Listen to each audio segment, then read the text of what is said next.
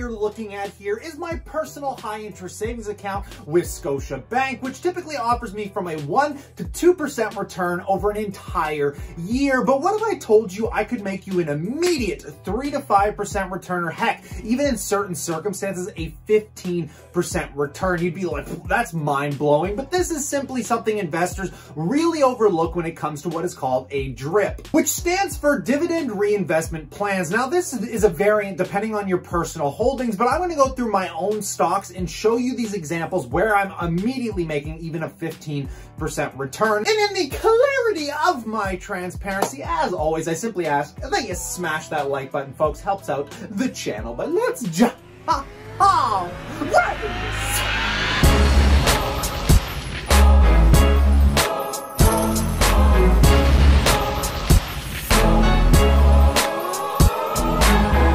Welcome back. Income investors alike to the breakdown of what is called a DRIP enrollment plan, which is simply where if you own a dividend stock, instead of getting paid out in cash, you can actually get paid out in shares, which is pretty beautiful because what this allows you to do is not pay any commissions, which I know to most of you probably doesn't matter if you have, say, a Robinhood or an M1 Finance account. But up here in Canada, you usually end up paying commissions if you're doing it through the banks like I do. And this is something that I so severely underlooked. I didn't realize how much money I was actually losing out on, because typically I would just get all my dividends and then personally reinvest them myself. I typically pay a $10 commission on any trades, and then I end up owning some more stocks. I should have done more homework because some of these companies offer insane discounts on share repurchase, because obviously you're helping them out by giving them more money. And I want to break this down with a few of my holdings in hopes that you guys get some good knowledge out of this and you do your own homework on your holdings and figure out what ones you should be doing a DRIP on. And the first one I want to talk about is Northland Power, one of my favorite Canadian stocks of all time. I captured this paying me over a 5% yield, in which today it's only paying out a 3.29% yield. But on their recent earnings, they have done something they have never really done in the past. And to help shareholders out, I'm going to read this to you here. August 12, 2020, so their most recent earnings report. Basically, shareholders may elect to reinvest their dividends in a common share of Northland Power at a 3% discount. So Northland Power pays me an annual yield of around $600 paid out monthly, which breaks down to about $50 a month for me. And if I were to just simply put a reinvestment plan on this stock, I would immediately get a 3% discount off the current share price, which if we do a little math, the current share price is at $36.50. So you will literally automatically get deducted $1 from the share purchase. Imagine buying a stock and they're just like, heck, we're just going to give you $1 off. Why not? Let's be friendly about this. And then on top of that, those shares are automatically paying you out a higher yield, a 3% higher yield, which is just, it's so incredible that I never really was paying attention to this before. Now let's talk about some other stocks. Now these are just Canadian. I will be talking about a few US ones here in a second, but let's talk about Bank of Nova Scotia, another one of my favorite holdings.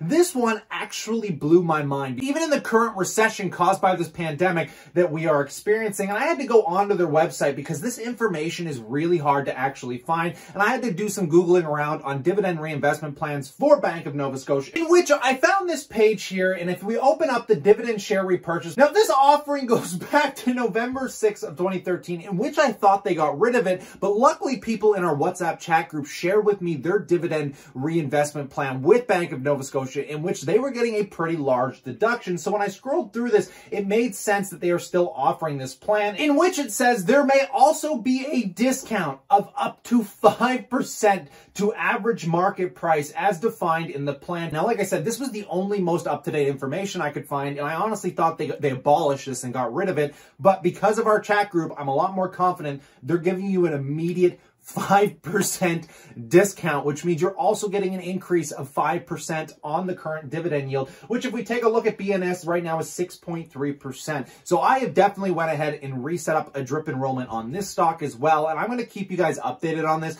when the dividends actually come in. But let's talk about the worst circumstances where you actually get charged to be involved in a DRIP enrollment. And then we're going to look at a couple stocks that can actually save you up to 15%. I'll show you what I mean by that. But let's talk about British American and tobacco, one of my favorite sin stocks, and I didn't realize that, yeah, sometimes you got to be careful with drip enrollment because they actually do charge you for doing it because these guys do not offer you a discount, and after reading through the website, it says you will also be charged a 0.5% of the value of the shares purchased to cover the stamp duty reserve tax payable. But if you're living in a world where you're outside of the European Union, let's say like myself being a Canadian investor, you're already going to be paying commissions plus what is called withholding tax. So when those dividends come in, you usually typically pay a fee because obviously in Europe, in the US, there's different treaties. So if you're buying these companies, you're getting over the border, usually what is called withholding tax, which is typically charged at 15% on US stocks, which is something I'm going to talk about with one of my companies individually. But yes, some of these companies do not offer discounts and will actually be charging you fees. So this is something you're going to have to calculate in if it is actually worth doing for you. But before we get into the 15% withholding,